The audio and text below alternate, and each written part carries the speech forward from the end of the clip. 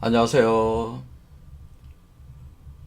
니체의 자라스라인 이렇게 말했다. 오늘은 2부 21자 인간적 영림에 대하여 진행하겠습니다. 제가 지난 영상까지 니체 사상과 우리 한국의 개벽 사상가들의 사유 체계를 비교를 하면서 일단은 최수훈 선생의 동경대전에 내용 중에 바로 불연기 현장을 가져와서 같이 이렇게 보면서 그 이치가 동일한 구조라고 하는 것을 제가 설명을 드리긴 했는데, 그래서 최순 선생과 동시대인 김일구 선생, 우리 한국의 역철학의 위대한 성과인 바로 정역 사상을 통해 가서 계속 니체와 상호 비교를 하려고 했는데요. 워낙 들어가게 되면 내용이 방대해지고 또 많은 시간이 또 투여되면서 강의를 해야 될 것 같아가지고 어, 그 20장 구원에 대하여 내용과 관련되어 있는 최순 선생의 불연기원에서 일단 멈추고 우리 한국 사상과 한국의 개벽 사상과 니체 사상을 더욱 정밀하게 비교하는 작업은 3부에 들어가서 또는 3부가 끝나고 본격적으로 하는 것이 더 큰 의미가 있겠다 싶어서 일단 멈추고요. 2부를 빨리 끝내야 될 것 같아서 21장하고 22장 남아있죠. 그래서 오늘 21장 하고 빨리 끝내야 될 것 같아요. 일단 빨리 끝내기 위해서 21장 들어가도록 하겠습니다. 결국에서 우리가 구원이라고 하는 것은 결국 우리가 엔트로피를 감소시켜서 시간을 역류를 시켜서 어, 최초의 인류인 알파 인간, 원형 인간이 탄생했던 시점으로 다시 돌아간다고 하는 거죠. 돌아가면서 궤벽 현상이 일어나는데, 그때 태어나는 최초의 인간이 바로 우리 몸속에서 출퇴되는 바로 이버맨 씨와 동일한 존재가 되는 거죠. 그래서 태초 인간으로 돌아가서 이버맨 씨가 오메가 인간으로서 원형 인간, 태초 인간과 같은 인간으로서 그동안 살아왔던 모든 인류의 삶 전체를 확률적, 엔트로피적 우연성에 기초한 삶들을, 형태로 드러나는 삶들을 절대적으로 자신이 선택으로서 규정하고 필연화 시킴으로써 자기 스스로를 구원할 수 있다고 하는, 그러니까 3부에서 본격적으로 전개될 영혼회귀 사상의 첫 번째 시작이라고 볼 수가 있는데, 그런 내용으로 되어 있었죠. 구원에 대한, 그것이 바로 구원이다라고 하는 겁니다. 그러니까 구원이라고 하는 것은 무슨 어떤 외부의 존재가 출현을 해가지고 어떤 동정심이나 그들의 자비심의 의지를 해가지고 그러니까 거지에게 동량을 주듯이 이렇게 구원이라는 걸 줘가지고 이렇게 타력적으로 구원받는 그런 개념이 아니고, 구원은 자기 스스로 안에서 이버맨시, 그리스도, 그리고 신선이라든가 성인들을 출퇴를 시키는 것을 통해서 구원이 될 수 있다는, 그러니까 스스로가 스스로를 구원하는 것이지, 본질적으로는 그런 것이지, 어떤 외부의 무엇인가가 우리 자신을 구원할 수 없다고 하는 것을 여러분도 명확히 이해를 하셔야 돼요. 오늘날 많은 사람들이 세상이 하도 수상하게 돌아가고 복잡해지고 어려워지다 보니까 삶이 너무나 고통스럽다 보니까 자기 고통에서 건져줄 그런 사람을 찾아다니는 것 같아요. 뭐 구세주다 뭐 하면서, 뭐 정도령이다, 뭐 미륵불이다, 뭐 재림 예수다, 뭐 이런 것들을 찾아다니는데, 그런 다 그런 주장을 하는 사람들은 그러면서 공포심을 조장을 하는 거죠. 그러니까 두려움과 고통 속에 있는 사람들을 오히려 더 공포를 더 조장을 함으로써 사람들을 그 엉뚱한 길로 이제 이끌어가게 되는, 그래서 대혼란을 일으키고 있는데, 여러분들은 그런 시류에 휩쓸리지 마십시오. 결국에는 구원은 자기 내부에서 오는 것이지 절대로 외부에서 오는 게 아닙니다. 이것을 명심하셔야 됩니다. 우리의 인생이라고 하는 것은 큰 측면에서 보면 끊임없이 생멸해 나가는 것이기 때문에 죽고 사는 거는 보편적인 거예요. 그러니까 뭐 죽는다고 해서 그런 것을 두려워하고 공포스럽게 생각할 필요가 없습니다. 그것은 새로운 탄생을 위한 변화 과정이기 때문에 그것을 자연스럽게 받아들일 수 있을 때 그것이 바로 구원이 될 수가 있는 거죠. 그래서 영혼의 길을 논하는 겁니다. 영혼의 길은 끊임없이 죽고 다시 사는, 그러니까 죽고 사는 과정이 자기가 사라지는 것이 아니고 그 영혼의 길을 통해서 영혼성이 진행되는 거니까 죽고 사는 것이 당연하게 받아들이는 하나의 변화의 과정으로서 수용하는 거죠. 그런 것이니까 지금 뭐 종말이 와서 뭐 인류가 멸망한다고 해가지고 그게 뭐 대단한 그런 일이라고 여러분들이 그렇게 뭐 호들갑 떨릴 일들이 아니다, 그런 얘기입니다. 자, 그러면은 오늘은 21장 인간적 영리함에 대하여 계속 진행을 해보겠습니다. 자, 그래서 구원의 메커니즘도 이제 알았어요. 어떻게 되는 건지. 최초의 원형 인간으로, 알파 인간으로 내 몸에서 나오는 오메가 인간이 그 알파 인간이 되는 거죠. 다시 돌아가서. 그런데 그것이 내 몸에서 태어나는 거잖아요. 인간의 몸에서 태어나는 거예요. 그런데 이렇게 내 몸에서 이렇게 수태가 돼 있는 거죠. 이렇게 수태가 돼 있는 거기 때문에 위버맨 씨가 아직 태어나지 않은 상태의 사람들에 대해서 아직 구원이 완결이 되지 않은 상태, 이렇게 나오지 않은 상태의 이 경계 구조를 깨고, 이 그물망 구조를 깨고, 이 매트릭스 구조를 깨고 나오지 못한 상태에서, 하지만은 이 이치에 대해서 파악이 된 사람들, 그런 사람들은 어떻게 살아야 되느냐라고 하는, 그러면 우리가 현재를 어떻게 살아갈 것이냐, 이런 문제 이제는 묻지 않을 수가 없다는 거죠.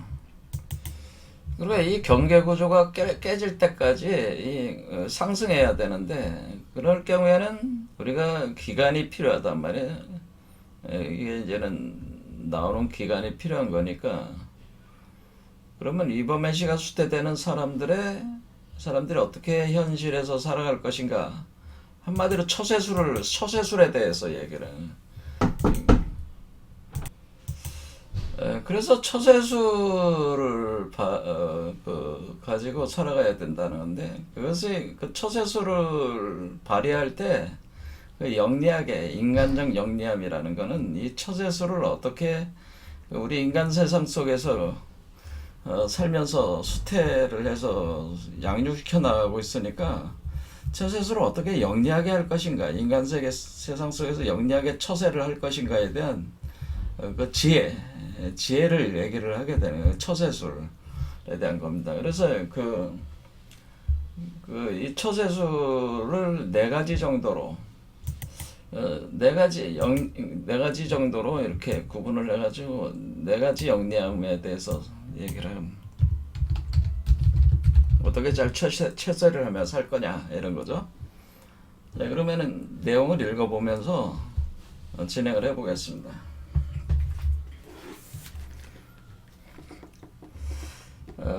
21장 인간적 영리함에 대하여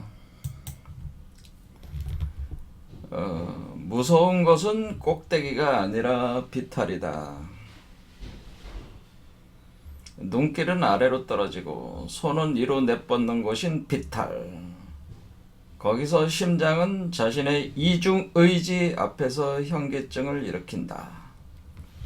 자, 여기 이중의지라는 게 나와 있어요. 그러니까 의지가 두 개라는 거죠. 밑에 설명이 있으니까 보겠습니다. 아, 벗들이여, 그대들은 내 심장의 이중 의지도 제대로 헤아리고 있겠지? 내 눈길은 높은 곳으로 치닫고 내 손은 깊은 곳을 움켜쥔 채 자신을 지탱하려 한다. 이것이 바로 이것이 나의 비탈이자 나의 위험이다. 내 의지는 인간에게 달라붙어 있고 나는 나 자신을 사슬로 인간에게 묶어둔다. 나의 또 다른 의지가 위로 향하기를 원하여 나를 위범의식 쪽으로 밀어 올릴 테니 그렇게 나는 인간들 틈에서 마치 그들을 알아보지 못하는 채 하면서 장님이 되어 살고 있다. 내 손이 확고한 것에 대한 믿음을 완전히 잃어버리지 않도록 하기 위해 나는 그대 인간들을 알지 못한다. 이러한 어둠과 이러한 위로가 자주 내 주변에 퍼진다. 나는 온갖 사기꾼들이 오가는 성문에 앉아 물어본다. 누가 나를 속이려 하는 걸까? 속이는 자를 따로 경계하지 않기 위해 나를 속이도록 놔둔다는 것. 이것이 나의 첫 번째 인간적 영리함이다. 자, 네 가지 영리함 중에 첫 번째는 속이는 자들을 경계하지 말고 속아줘라 그런 얘기입니다. 그런데 이 네 가지 영리함 중에서 전개되기 전에 전제로 되어 있는 거는 우리가 지금 비탈길을 올라가고 있다는 거죠. 그러니까 제가 이 위쪽은 산이고 아래쪽은 바다라고 여기가 이제는 지평선이라고 했습니다. 심장 차크라가 있는 곳. 그럼 여기에 산이 솟아 있단 말이에요. 산이. 그러니까 여기에 산이 솟아 있는 개념이에요. 이렇게 산이 솟아 있으니까 여기서 이렇게 그러니까 네 번째, 다섯 번째, 여섯 번째 이렇게 올라가는 거죠. 그러니까 비탈길을 이렇게 올라가는 개념이니까 산 꼭대기 정상에 올라 등산하는 개념이니까 그러니까 이것이 등산을 이렇게 산비탈로 올라간다 이렇게 표현을 한 것이고요. 그런데 지금 이거는 위를 향해서 올라가고 있잖아요. 이보메시는. 하지만은 이 탯줄이 이 심장에서 탯줄이 연결이 돼 있으니까 탯줄이 연결돼 있으니까 이것이 인간이라는 몸에 이것이 묶여 있는 거죠. 그러니까 떨어지면 안 되죠. 그 탯줄이 끊어지면은 끝장이란 말이에요. 그러니까 결국에는 우리가 인간이라고 하는 것은 이버맨시의 모체라고 그랬잖아요. 모체이고 자궁이다라고 하는 겁니다. 그러니까 우리가 여기서 완전히 출퇴되기까지는 이버맨시는 맨시는 인간에게 탯줄로 묶여 있다고 하는 거죠. 묶여 있어서 뭐래? 탯줄이 뭐야? 영양분을 공급받고 있다는.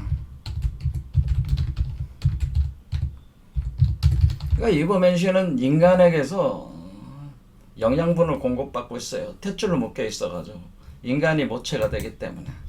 그래 이게 끊어지면 안 되는 거죠. 탯줄이 끊어진다는 건 유산을 한다는 거니까 끊어지면 안 돼. 그러니까 인간의 세계 속에 살 수밖에 없는 거죠. 인간이라는 존재 세상에 살아야만 하는 겁니다. 그러면서 탯줄에 매달려 가지고 이렇게 탯줄에 매달려서 이렇게 몸이 만들어지고 있는 거잖아요. 그렇죠. 이렇게 올라오는 거니까. 그래서 끊고 위로 출산을 하는. 그러니까 인간은 아래로 출산하지만은 이버맨시는 위로 출산을 하는 거니까 이런 상태라고 하는 거죠. 그러니까 인간은 이버맨시의 모체이고 자궁이고. 그래서 모체와 인간은 이버맨시는 태아에 해당되기 때문에 인간에게 탯줄로 묶여 있어서 영양 공급받으니까 이게 끊어지면 안 된다는 거를 두 개의 의지. 그러니까 하나는 이 탯줄을 유지하려는 의지. 그러니까 계속 묶여 있으려는 의지와 함께 묶여 있기만 하면 안 나면 또 안 되니까 또 위로 올라가려는 의지. 이 두 개의 이중 의지가 지금 작용을 하고 있다. 뭐 이런 얘기가 되는 거죠. 이런 상태가 바로 그 산 꼭대기까지는 아직 올라가지 못했지만 산 비탈길을 지금 올라가고 있는 상태다라고 표현하는 거죠. 그러면서 이 태아는 아직 눈을 뜨고 있지 못한 상태잖아요. 그러니까 우리가 이게 태아가 이렇게 올라와서 여기까지 올라오면 눈을 여기서 뜨니까 제3의 눈이 열리니까 아직 눈을 뜨고 있지 못한 장님의 상태라고 하는데, 지금 태아는 눈을 감은 채로 있으니까, 그러니까 장님이 되어서 살고 있다라고 하는 표현을 하는 거죠.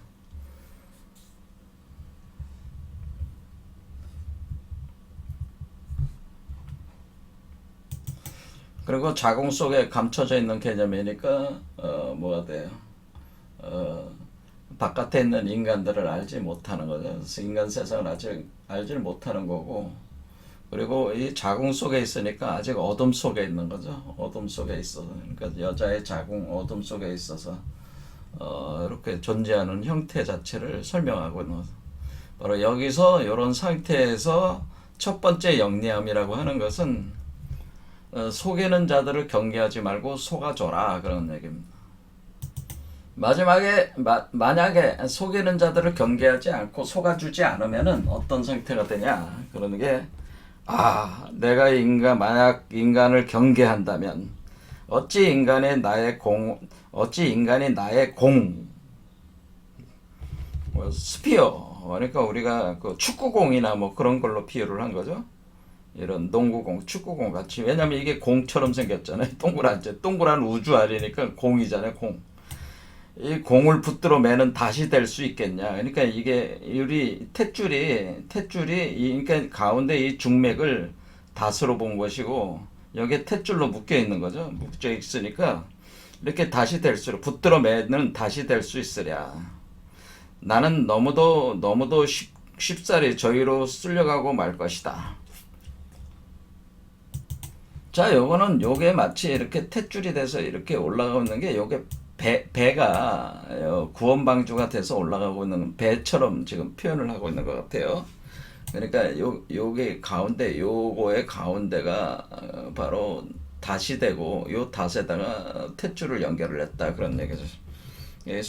근데 만약에 이렇게 속이는 자들을 경계하지 말고 속아줘야 되는데, 그렇게 하지 않으면은 탯줄이 끊어져 가지고 이 물살에 휩쓸려 가지고 유산된다, 그런 얘기입니다. 조심하는 일 없이 존재해야 한다. 이 섭리가 내 숙명에 드리워져 있는 것이다.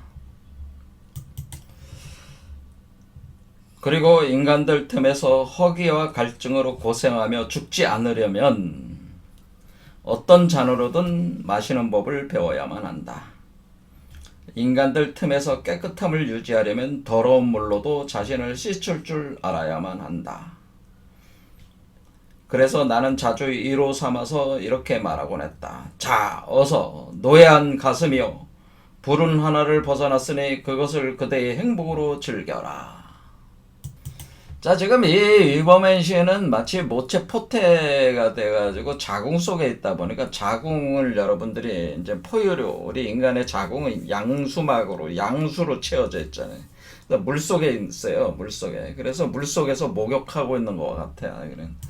그래서 이게 이 상태 자체가 양수 속에서 목욕 상태인데, 이게 양수라고 하는 것이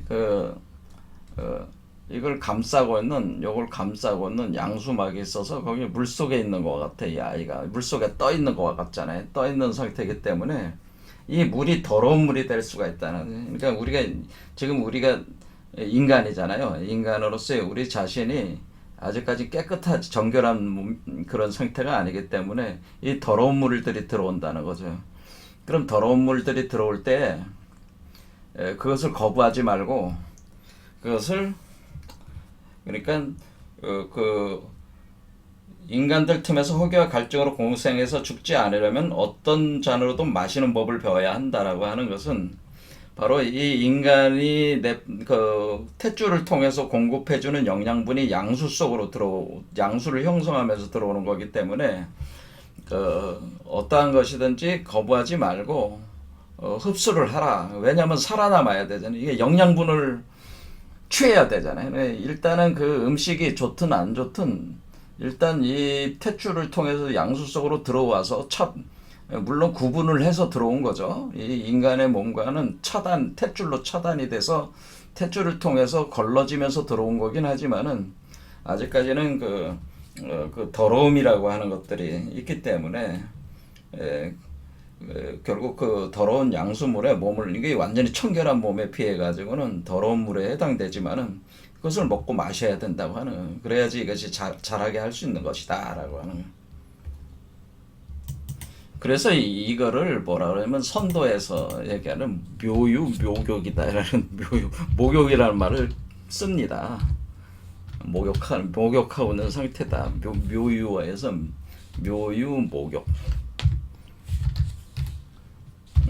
목욕이라고 하는데 우리가 목욕하고 있는 것 같다는 겁니다. 이게 그러면 이 목욕을 하고 있을 때 이 더러운 물이 들어와서 이 이버맨시를 질식시켜서 죽일 수도 있잖아요. 그러니까 항상 이 더러운 물 때문에 생사의 위험을 겪기는 한다는 거죠. 그래서 그 불운에서 벗어나기도 한다는. 그러니까 이렇게 한번 불운에서 벗어났을 때는 그 벗어난 거에 대한 안도감과 그 행복으로 그것을 즐겨라 그런 겁니다. 살아남았구나. 내가 탯줄이 끊어지지 않고 여기서 살아남았구나라는 그런 어떤 그 불운에서 살아남은 그 행복을 즐겨라 그런 거예요. 그래서 이렇게 내가 지금 어린아이는 어떻게 돼? 이 태아는 지금 현재 자기가 어떤 영양분을 선택할 수가 없는 상태잖아요. 탯줄에 들어오는 거는 무조건 수용을 해야 돼. 그렇죠? 우리가 태아라고 하는 것은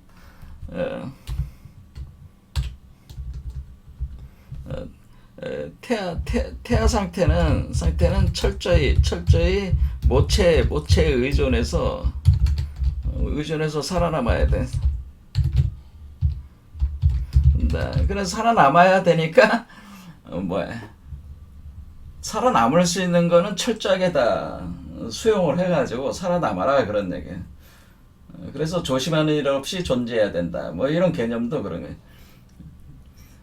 이것저것 다 따지다가는 굶어서 죽으니까 조심하니 다 수용을 해드려라 그런 얘기인데.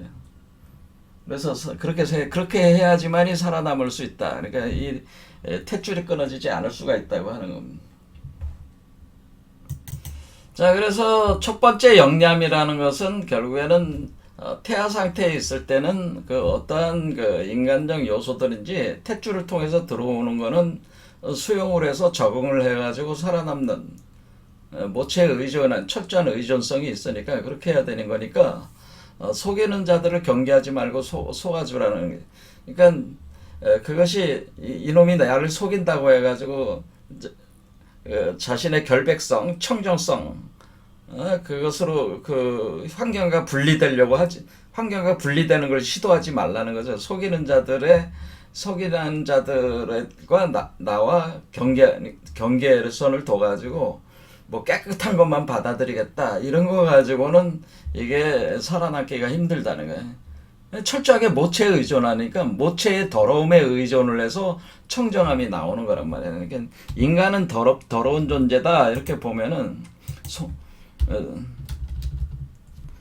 더러움에 의존해서 청정함이 드러난다고 하는 것이기 때문에 이 더러움,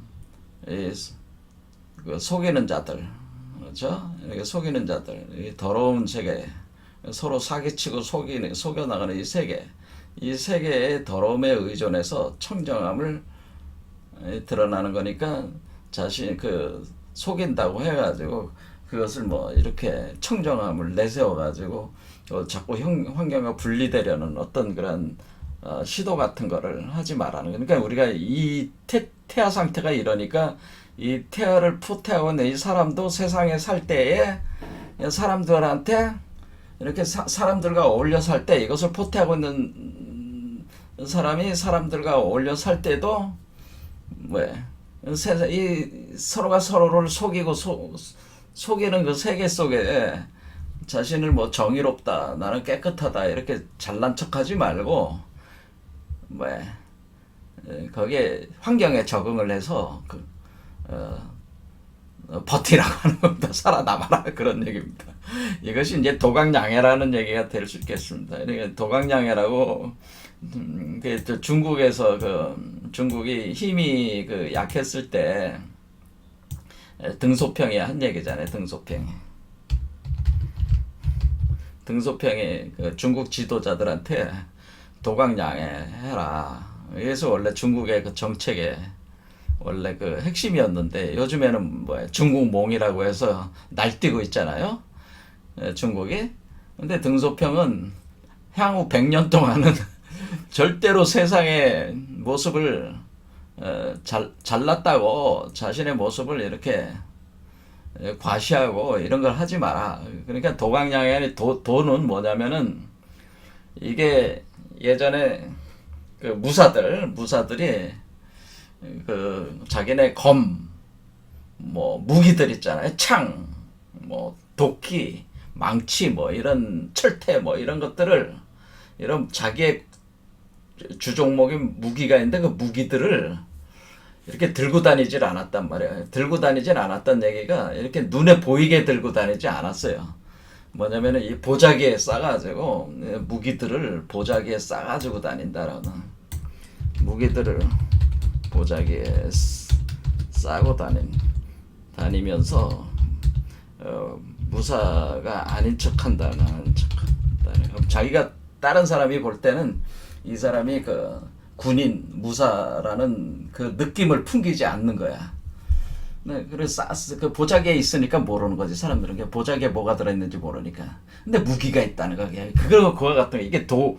이게 도강이라고 하는 것은 이 무기들이 내는 칼의 빛, 도끼, 망치 이런 것의 살기가 있단 말이야. 이 청정함이라고 하는 것은 정의로 내세우는 거니까 이 살기가 있단 말이야. 청정하지 않은 걸 죽이려는 그 특성이 있어요.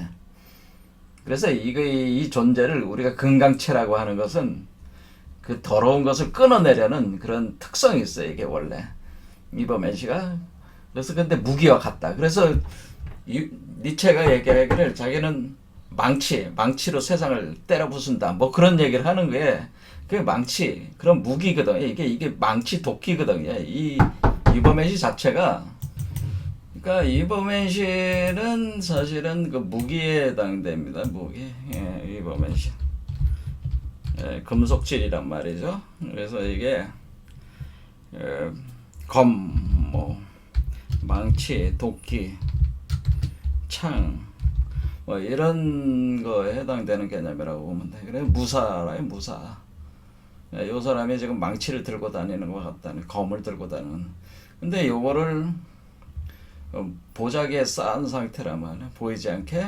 그러면서 도강양해는 양자는 기른다는 거죠. 요 몸 안에서 포태돼서 힘을 기를 때까지는 무기들을 보자기에 쌓아가지고 그 무기들이 내는 그 살기의 그 빛을 감춰라 그런 뜻입니다. 근데 회자는 이거는 밤이라는 뜻이에요. 그러니까 금음에는 그 달도 없잖아요. 달이 없으니까 깜깜하잖아요. 지금은 어둠의 시기니까 어둠의 시기에는 아직까지 자기가 힘이 약하니까 자기가 가지고 있는 무기들을 보자기에 싸고 다니면서 밖으로 이렇게 보여주지 말라는 게. 그러니까 자기 안에 이범현 씨가 포태되어 있다고 하는 것을 사람들이 알지 못하게 한다는 거죠. 그래서 나는 이범현 씨가 없는 사람이다라고 사람들이 이제는 속이려고 하는 자들에게 역으로 속이는 거예요. 그러니까 위장하는 거예요. 나는 이범현 씨가 없어. 그런 식으로. 나는 칼이나 검이나 망치나 도끼나 창이 없어. 근데 검이나 망치, 도끼, 창은 무기니까 무기는 뭐예요? 정의롭지 않은 거에 대해서는 이 가차없이 부숴버리라고 하는 그런 특성이 있어요. 그래서 그러니까 청정하고 깨끗하지 않은 정의롭지 못한 것들을 부숴버리는 그런 특성이 있어가지고 만약에 이런 것을 그런데 자기가 힘도 안 되는데 한마디로 깜냥이 안 되는데 이거 휘두르다가는 이범현 씨도 박살난단 말이에요. 그러니까 이게 도광양해하라 그런 뜻과 같습니다. 오늘날 중국이 그 시진핑이 이런 점에서 실패를 한 거죠. 도광양해를 등소평이 얘기한 거는 상당히 그 지혜로운 그 조언이었는데 지금 시진핑 때 와서 그 한마디로 아직도 깜냥이 안 되는 중국이 자기의 힘을 과실하면서 중국몽이라고 세계 패권을 장악해 보려는 그런 너무 욕망을 너무 일찍 그거를 이게 드러냈단 말이에요. 그 욕심을 힘을 드러냈단 말이에요. 오래 갈 수 있겠어요? 제가 볼 때는 어렵다고 봅니다. 등소평이 얘기한 도광양해하고 같습니다.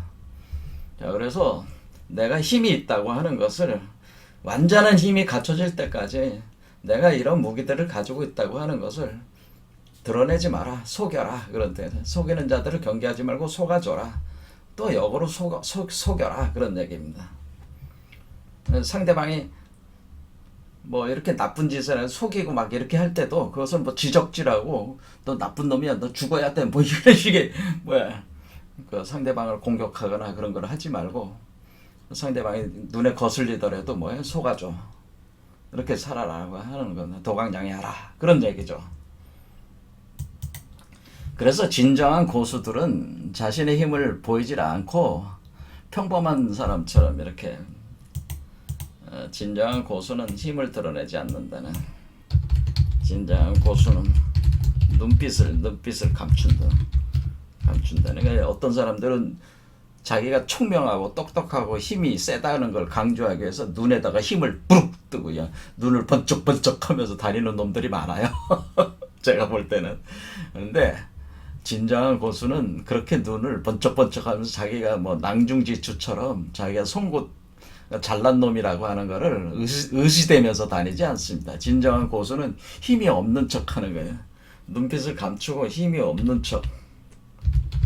힘이 아무 힘도 없는 평범한 사람, 아무 힘도 없는 평범한 사람인 척 한다고 하는 거죠. 그러니까 내가 이범현 씨를 포태한 사람이 아닌 것처럼 이렇게 아무것도 아닌 것처럼 눈빛을 감추고 있는 아무 힘도 없는 평범한 사람인처럼 이렇게 하니까 다른 사람들 보기에는 뭐 별것도 아닌 놈이야. 그렇지 아니면 노숙자로 살거나 뭐 어떤 감옥 속에 들어가 살고 있어도 돼요. 이범현씨 포태한 사람. 그 사람들은 그냥 그 속에서 어울려 사는 거죠.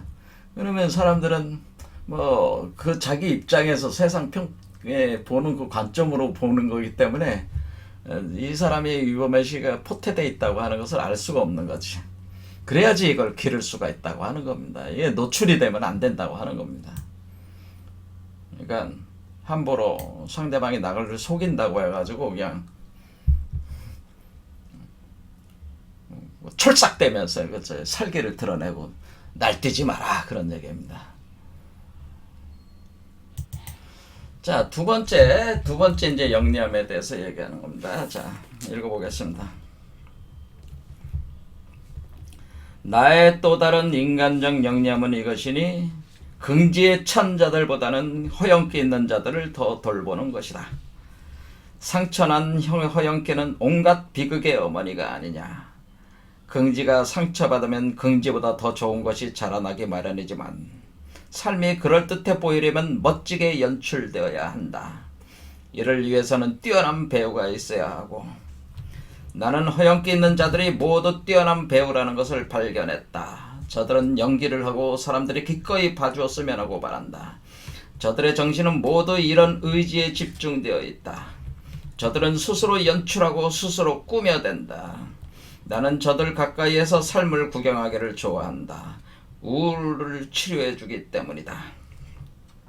저들이 내 우울을 치료하는 의사가 되어주고 연극에 집중하듯 사람들에게 집중하도록 해주기에 나는 허영기 있는 저들을 돌본다.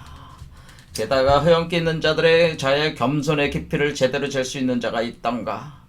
그러니 나는 저들의 겸손 때문에 저들을 잘 대해주고 동정하는 것이다. 허영기 있는 자는 그대들에게서 자기 자신에 대한 믿음을 배우려 한다. 그는 그대들의 눈길에서 영향을 섭취하며 그대들의 손에서 나오는 칭찬을 개걸스럽게 먹어치운다. 허영기 있는 자는 자기에게 대해 좋은 말이라면 그대들의 거짓말도 믿는다. 그의 심장 깊숙한 곳에서는 나는 대체 무엇인가라는 탄식이 울리고 있기 때문이다. 자기 자신이 덕이라는 점을 모르는 것이 진정한 덕이라면 자 봐라, 허영기 있는 자도 자신의 겸손을 알지 못하고 있다. 자, 두 번째 영리함은 뭐냐면 허영기 있는 자들을 더 돌보는 영리함이다라는 겁니다. 이거는 뭐냐면은 여기 이제는 허영기라는 게 뭐예요?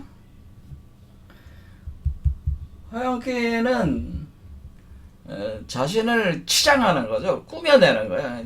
자신을 치장하고 꾸며내는 자신과 자신의 삶이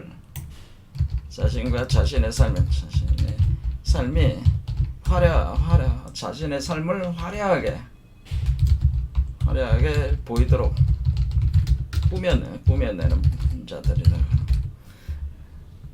그러니까 우리 한국인들이 특히 이제 그런 습성이 많죠. 왜냐면 곧 죽어도 돈도 없는 놈들이 그 비싼 차 타고 다니려고 그래. 비싼 집을 살려고 그래. 이게 뭐냐면은 남 눈을 의식한다는 거죠. 다른 사람의 눈을 의식을 해가지고 자기 수준에 맞는 소비 생활을 하지 않고 과도하게 자기 능력보다 과도한 남의 눈에 맞춰가지고 자신이 화려하게 그렇게 보이도록 꾸며서 자신들이 다른 사람들에 비해서 뒤처지지 않는다고 하는 그것을 남한테 과시하고 싶어하는 이런 자들이 끊임없이 꾸며대는 거지. 그러니까 다양한 방식으로 꾸미니까 이런 자들은 뛰어난 배우들이다. 연기하고 있다고 하는 겁니다. 이게 허영에 찬 자들이다라는 거지. 이게 뭐야? 아무것도 없는 돌대가리들이 허영기만 가득 차서 덜컹덜컹된 아무것도 실려서 빈수레가 요란하다고. 근데 대부분이 이 빈수레가 같은 놈들인데 이 놈들은 요란하게 꾸며댄다는 거예요. 이런 자들은 뭐래? 뭐에 약하다는 거야? 칭찬하면은 칭찬에 약하다라고 하는. 야, 너 참 멋있다, 뛰어나다, 야, 잘났다, 뭐 이런 거죠. 뭐 여성적으로 보면 오늘 머리 왜 이렇게 비단결 같아, 피부가 왜 이렇게 배꼽 같아, 뭐 이런 식으로. 야, 너무 섹시하다, 뭐 이런 식으로. 그러니까 이런 칭찬을 이렇게 계속 칭찬해주면 그냥 으쓱으쓱 어깨가 올라가죠. 으쓱으쓱해지면서 그 허영기가 차는 거예요. 그러니까 칭찬을 먹고 살아. 그리고 다른 사람들이 그렇게 믿어주는, 자기가 실제로 그렇게 그 사람들이 생각하는 것처럼 자기가 그 사람들이 나에 대해서 그렇게 믿는구나, 이런 상대방이 나에 대한 믿음, 예? 그래서 그 믿음을 가지고 그걸 먹고 산다는 거지. 그래서 여기서 뭐라고 표현하냐면 그는 그대들의 눈길에서 영양을 섭취하고 그대들 손에서 나오는 칭찬을 개걸스럽게 먹어치운다. 그러니까 그래서 눈길, 여기서 칭찬을 어떻게 하는 거는 눈길, 이렇게 볼 때 눈으로 싹 이렇게 했는데 이쁜 여자나 멋있는 남자가 지나가면 눈으로 이렇게 보면은 그 남자는 뭐야? 지나가는 여자는 남눈을 즐기는 거죠. 그 즐기는 눈길. 그렇죠. 그래, 그런 세상의 평판, 이런 거를 이제 즐기는 거야. 눈길, 칭찬, 또는 믿음. 다른 사람이 실제로 그렇게 생각한다고 착각하는 믿음이 있어. 믿음이 약해. 그러니까 다른 사람의 눈길과 칭찬과 다른 사람들이 자기 자신에서 믿어준다고 생각하는 그 착각, 그것에 약해. 그렇게 약하니까 이런 자들이 그걸 먹고 살아, 이게. 빈수레가 요란한 자들이야. 그러면서 어떻게 해? 너 잘났어, 뛰어나, 야, 탁월하다, 이런 얘기 들으면은, 제가 무슨 그러겠습니까? 다 덕분이죠. 여러분들이 저를 도와주신 덕분에 제가 이렇게 된 거죠. 이런 식으로 이제는 이런 겸손을 떠는 거죠. 이제 겉으로는 이렇게 칭찬에 약한 허영기 있는 자들은 뭐야? 있는 자들은 이 겉으로는 겸손한 척하는 게 극도로 자신이 겸손한 인간인 것처럼, 품이 있는 인간인 것처럼 겉으로는 겸손한 척하면서 허영기를 채우는 이런 거는, 그들이 얘기하는 그, 그들이 보여주는 그 겸손함도 뭐야, 허영의 일종이죠. 그러니까 허영적인 겸손이라는 거지. 그러니까 나는 이런 겸손한 사람이야, 나는 이렇게 칭찬을 받고 내가 잘났어도 잘난 척하지 않는 인간이야, 뭐 이런 걸 남한테 보여주려고 하는 건. 근데 이런 자들이니까 이건 진정한 겸손이 아니죠. 사실 허영이 변형이 된 겸손이라고 이렇게 볼 수가 있는 거죠. 자, 이런 자들은 뭐냐면은, 우리가 이제는 얘기해 보면은 이범현 씨가 이렇게 잘하는 얘기는, 이렇게 되면은 우리 몸 안에 그 지식의 나무, 생명나무가 있다고 그랬잖아요. 근데 이범현 씨는 열매란 말이에요.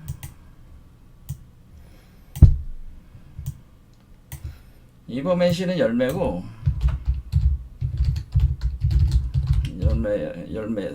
열매고, 인간은 꽃이란 말이야, 꽃. 그러니까 그 사람은 그러니까 꽃 속에 열매가 있는 것 같아. 그래서 이게 우리가 이범현 씨를 포태하고 있다라고 할 때, 이것은 꽃 속에 열매가 있는 상이야. 그러면은 열매가 성숙하려면은, 열매의 성숙은 꽃이 시들어야죠. 시들면서 성숙하는 거잖아요. 그렇죠? 그러니까 꽃이 시들어야 돼. 그러니까 꽃은 허영기야. 잘난 척하는 거야. 자기가 최고, 꽃들은 뭐야? 자기가 너무 자기가 이쁘고 잘난 거를 그냥 뽐내는 그런 거잖아요. 허영이야.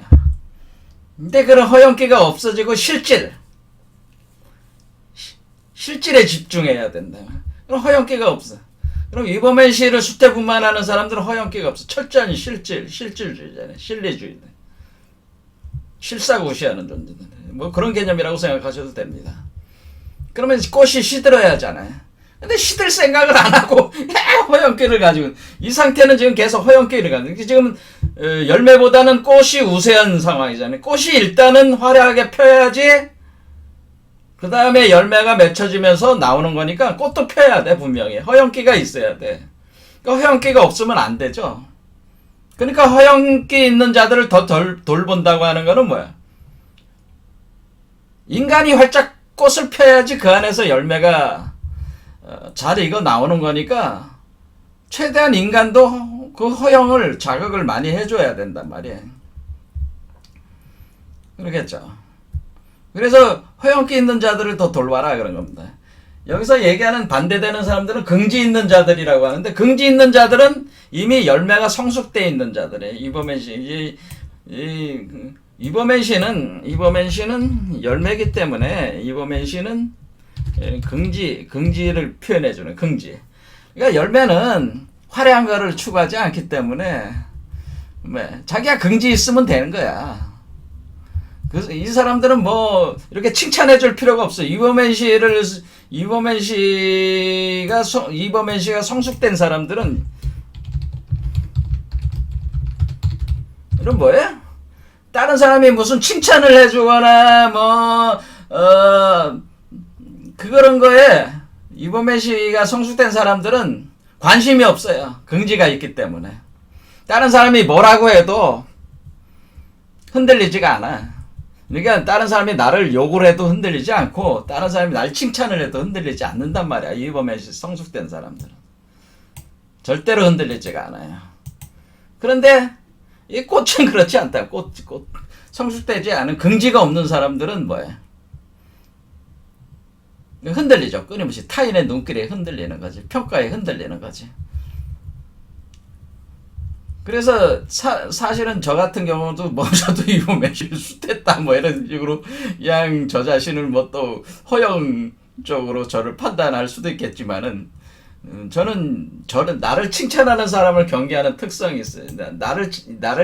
저를 칭찬하는 사람들에 대해서 오히려 저는 경계를 합니다. 이게 좋은 버릇은 아니라고 생각이 되지만은 어쨌든 칭찬을 한다고 해가지고 그것을 좋게 생각하지 않아요. 저 같은 경우는. 뭐 이 사람이 무슨 의도가 있어서 칭찬하는구나 이런 식으로 생각을 하죠.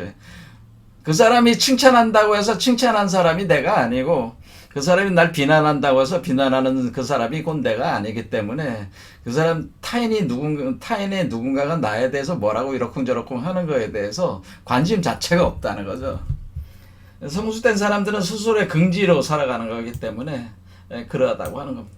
그렇지만 허영기 있는 사람들은 타인의 그 눈길, 칭찬 이런 것을 갈망한단 말이에요. 이 겸손함이라는 것도 진정한 겸손함이 아니라 그 허영기 있는 겸손함. 그래서 허영기 있는 자들은 끊임없는 자기 치장, 그걸 뭐라 그래? 페르소나라도 페르소나, 사회적 가면을 쓰고 산다는, 사회적 가면으로 자기 페르소나라는 그 심리학적 그 용어가 칼 용이 한 얘기가 뭐예요? 사회적 가면. 남한테 보여주기 위해서 가면을 계속 바꿔나가면서 그 역할 가면을 계속 바꿔나가면서 쓰면서 자기를 표현하면서 그렇게 사는 거죠.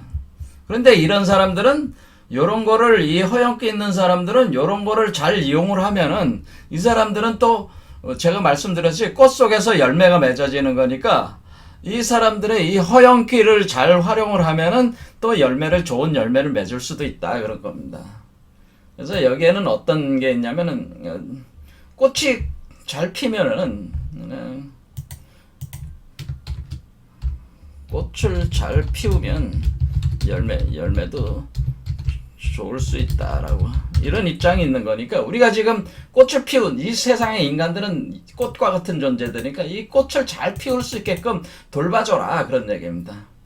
그래서 상대방을 칭찬도 해주고 믿음도 주고 눈길도 부드러운 눈길도 보여주고 애정 있는 눈길도 보여주고 하면서 돌봐줘. 꽃을 잘 가꿔라 그러죠. 꽃을 잘 가꿔라 그러면 세상 사람들은 꽃으로 보고 잘 가꿔라 그러면 그렇게 그러니까 세상에 그 살아가는 처세술 두 번째는 허영기 있는 자들을 잘 돌봐라. 결국 여기서 열매가 나오는 거니까 그 허영기 그러니까 이 과대망상 허영기라고 하는 것은 또 다른 측면에서는 긍정적 측면도 있는 것이다라고. 그래서 허영기 있는 사람들이 또 자기 에너지를 끊임없이 뽑아 올려가지고 꽃을 피우려고 하는 거기 때문에 잘 유도만 하면은 또 좋은 열매를 맺을 수도 있다라고 하는. 그래서 허영기 있는 자들을 잘 돌봐라. 그러니까 칭찬을 많이 해주라는 얘기. 칭찬을 많이 해주고 격려해주고 그리고 그 애정을 보여주고 그렇게 잘 돌봐줘라 그런 얘기입니다. 자, 그 다음에 이제 세 번째 영리함에 대해서 나오는 것입니다. 한번 읽어보겠습니다. 나의 세 번째 인간적 영리함은 이것이니 비록 그대들이 두려워한다 해도 악인들의 눈길을 싫어하지 않는다는 것이다. 나는 뜨거운 태양이 부화시키는 경이로움을 호랑이와 야자나무와 방울뱀들을 보면 지극히 행복하다. 인간들 사이에도 뜨거운 태양이 낳은 아름다운 새끼들이 있고 악인에게도 경탄할 만한 것이 많다. 그대들 중 최고의 현자라도 내게는 그다지 현명하게 보이지는 않듯 인간의 악의도 그 평판만큼 대단치 않음을 나는 알아차렸다. 그래서 나는 자주 머리를 저어가며 묻곤 했다. 그대의 방울뱀들이여, 왜 아직도 딸랑딸랑거리는가? 실로 악에게도 여전히 미래가 있다. 그리고 가장 뜨거운 남력은 인간에게 아직 발견되지도 않았다. 고작 12자 정도 넓이에다 3개월 정도밖에 되지 않는데도 얼마나 많은 것들이 벌써 가장 고약한 악으로 불리고 있는지. 그런데 언젠가는 좀 더 큰 용들이 세상에 출현할 것이다. 이범의 세계는 그의 품격에 맞는 어느 용을 능가하는 용이 있어야 하기 때문이다. 그렇기 위해서는 뜨거운 태양이 축축한 원시름 위에서 제대로 달궈야 된다. 우선 그대들의 살쾡이는 호랑이가 되고 그대들의 독두꺼비는 악어가 되어야만 한다. 멋진 사냥꾼이 제대로 된 사냥을 해야 하니 그리고 진정 그대의 천한 자들과 의로운 자들이여 그대들에게는 우스운 것들이 허다한데 무엇보다 지금까지 악마라고 불리는 것 앞에서 그대들의 공포가 그렇다. 그대들의 영혼에는 위대함이 낯설 것이다. 그러니 이버맨씨가 선의를 갖고 있다 해도 그대들은 무서워하겠지. 그리고 그대의 현자들과 식자들이여 그대들은 이버맨씨가 즐겨 맨몸으로 쬐는 지혜의 떼약볕 앞에서 도망을 치리라. 나는 내 눈으로 목격했던 그대 최고의 인간들이여 그대들에 대한 내 의심이자 은밀한 웃음은 이것이니 짐작컨대 그대들은 이에 이버맨씨를 두고 악마라고 부르리라.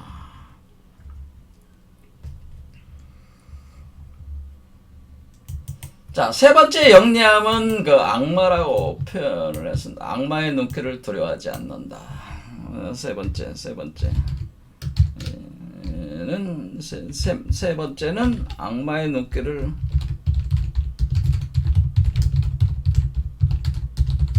여기는 이제 기독교적인 표현이 있어요.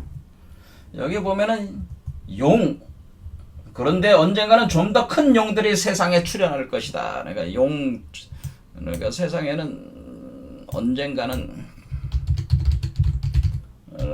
좀 더 큰 용들이 세상에 출현한다. 이렇게 얘기를 하면서 이 용들은 뭐라고 그 이전에 용이 되기 전의 모습을 방울뱀이라고 표현해. 방울뱀. 이 방울뱀들이 있고 이 방울뱀들이 뱀에서 용이 되는 거야.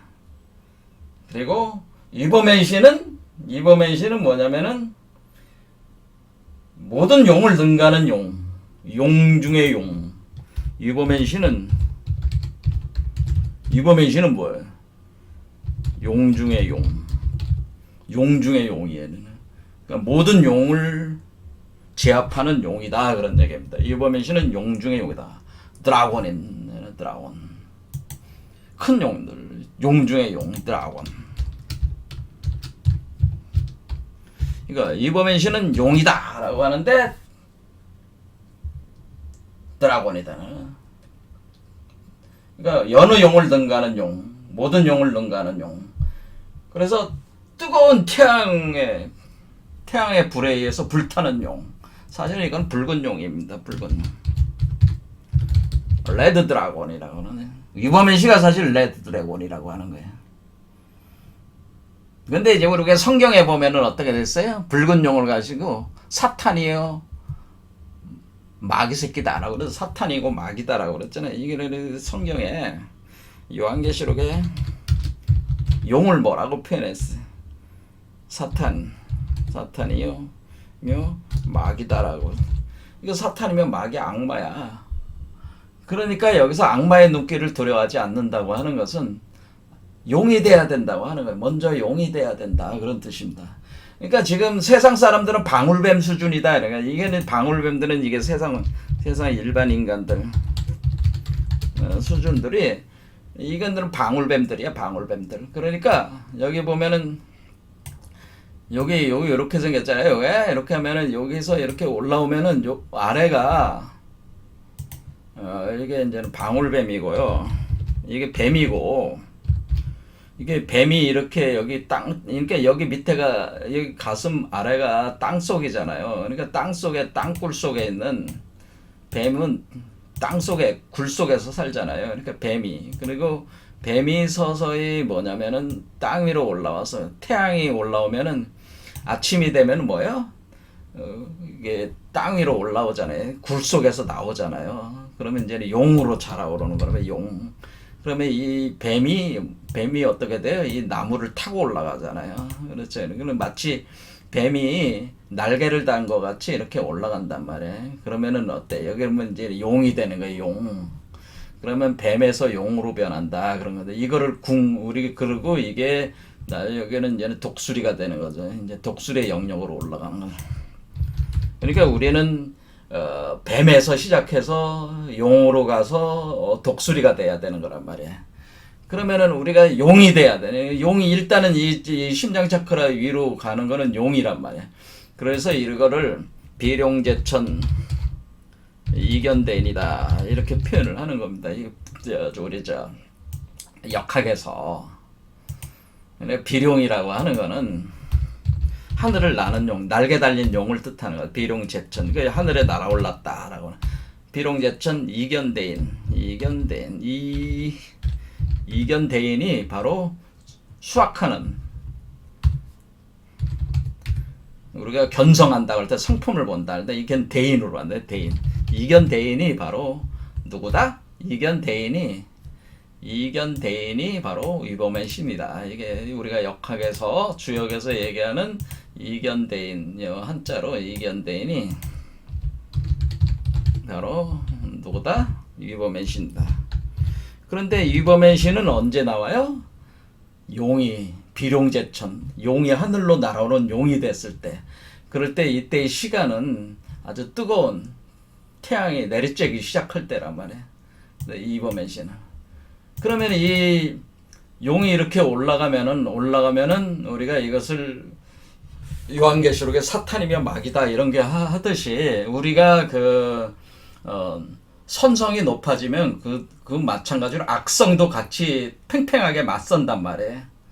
그러니까 천국의 높이만큼 지옥도 깊다고 하는 겁니다.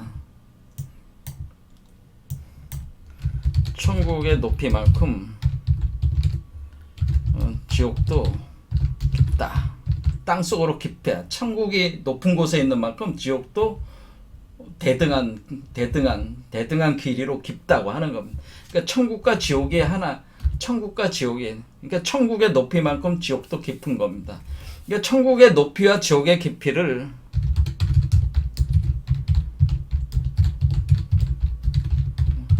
동시에 체현한 존재가 위범의시.